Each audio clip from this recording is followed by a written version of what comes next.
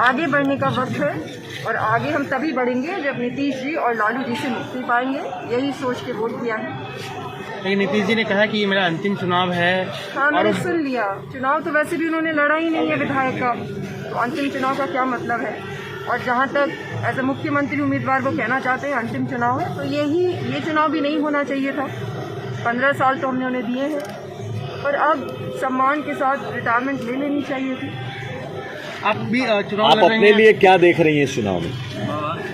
मैं अपने लिए वही देख रही हूँ जो मैं बिहार के लिए देख रही हूँ। मैं यहाँ पे आई हूँ बिहार को आगे लेके जाने के लिए, और बिहार में जो हालत है वो बहुत ही खराब है, तो अब आगे बढ़ने का वक्त है। आपने अपना जो रोड मैप या प्लान रखा है, आपको लगता है कि आपको उसमें जनता का समर्थन इस बार मिल रहा है, या फिर आपके लिए ये ट्रायल है, आप आगे भी लड़ेंगे? आगे भी लड़ेंगे, जरूर आगे भी लड़ेंगे, लेकिन हाँ, मुझे जनता का समर्थन मिल रहा है। इस चुनाव में जीतेंगे। कितना सीट आप लाएंगे इस चुनाव में, जितने भी अपने कैंडिडेट बता रहे हैं? क्या एक्सपेक्टेशन है, कितने कुछ तो होंगे ना? ये जो भविष्यवाणी करने वाली चीज है वो मुझे पसंद नहीं है।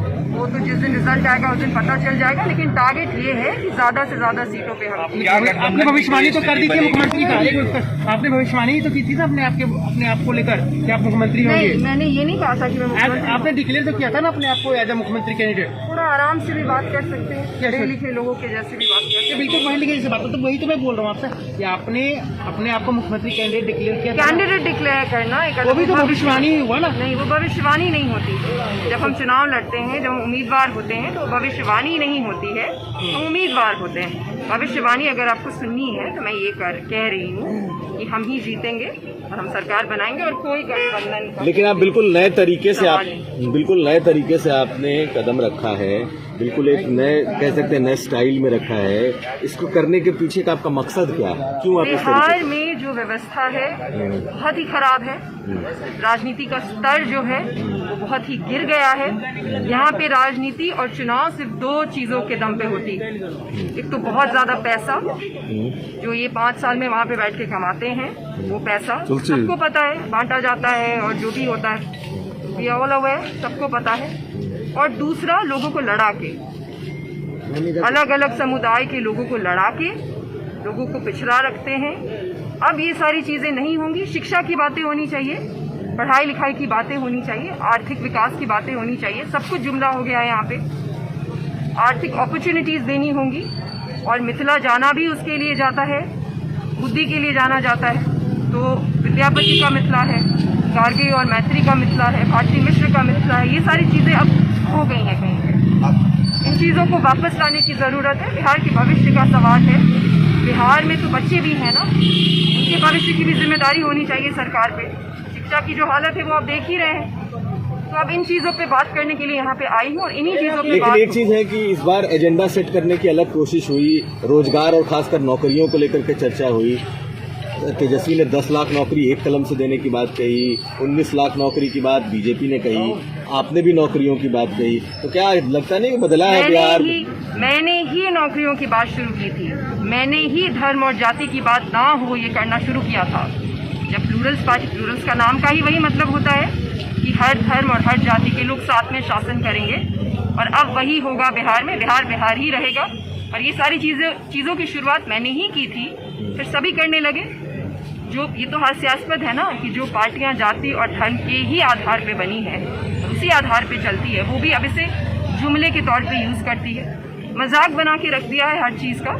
बहुत कड़े प्रश्न पूछने का अब वक्त है। कोई नहीं पूछ रहा था, अब मैं आ गई हूँ। अब मैं पूछूंगी और सबसे पूछूंगी।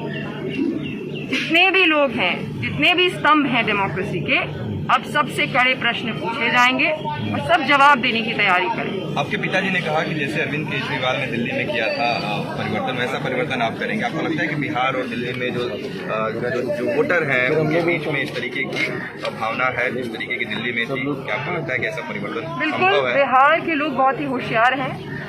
हम मानते हैं, मैं मानती हूँ कि जानबूझकर हमें पिछड़ा रखा गया है। हमारी शिक्षा की कोई भी अच्छी व्यवस्था नहीं है यहाँ पे। बच्चों में सरकारी स्कूलों की हालत आपको पता ही है। बिस्फी से मैं चुनाव लड़ रही हूँ, ये पता होगा आपको। बिस्फी में भी मुझे लोगों का वही एक मापदंड रखते हैं अभी इस पूरे कॉन्वर्सेशन का। तो वहाँ पे भी जो भी सभी लोग हैं, अलग अलग लोग हैं, हेट्रोजेनिटी है, ये भी पता होगा हमारे यहाँ हेट्रोजेनिटी, और वो हमारा सबसे बड़ा स्ट्रेंथ है। और सबको अब बदलाव चाहिए। हम थक गए हैं, और खासकर युवा, हम थक गए हैं। ये चीज़ें जो यहाँ हो रही हैं, तमाशा बना के रख दिया है। हम थक गए हैं। सभी समुदायों को बदलाव चाहिए, सभी वर्ग के लोगों को बदलाव चाहिए, सबको नौकरियाँ चाहिए, बेहतर ज़िंदगी चाहिए। दिल्ली में भी लोग ही हैं और बिहार में भी लोग हैं। कोई भी व्यक्ति चाहता है कि उसके बच्चे अच्छी शिक्षा ग्रहण करें, अच्छी तालीम लें। ये सभी लोग चाहते हैं, चाहे वो दिल्ली के हों, चाहे वो बिहार के हों। अच्छे मेडिकल कॉलेजेस हों। आप लोग तो अभी दरभंगा में ही हैं, जाके देखिए Darbhanga medical college hospital. Madhubani में भी तो है भी नहीं। मधुबनी के लोगों को, बस्ती के लोगों को यहाँ आना पड़ता है। तो ये 15 साल और 30 साल में बैठ के क्या कर रहे थे? मैम, आप दरभंगा शहरी सीट के वोटर भी हैं। मैं आपसे ये पूछना चाहता हूँ कि आप दरभंगा के बारे में क्या सोचते हैं? यहाँ की जो स्थिति है उस पर आप क्या सोचते हैं? यहाँ के चुनावी माहौल या यहाँ के विकास के बारे में? देखिए, दरभंगा हो, मधुबनी हो, मिथिला हो, हर जगह एक ही हालत है कमोबेश। हर जगह विकास का जो स्तर है वो एक ही है, राजनीति का जो पूरा तमाशा है वो एक ही है। ऐसे तो लोकतंत्र में राजनीति नहीं होनी चाहिए कि आप राजनीति सिर्फ 2 चीज़ों के आधार पर करें, पैसे बांट दें, चीज़ें बांट दें और लोगों को लड़ा दें। तो एक ही हालत है, पूरे मिथिला की एक ही हालत है। वो मिथिला जो पश्चिम चंपारण से शुरू होता है और किशनगंज में ख़त्म होता है, वहाँ तक की एक ही हालत है। विकास बिल्कुल भी नहीं है।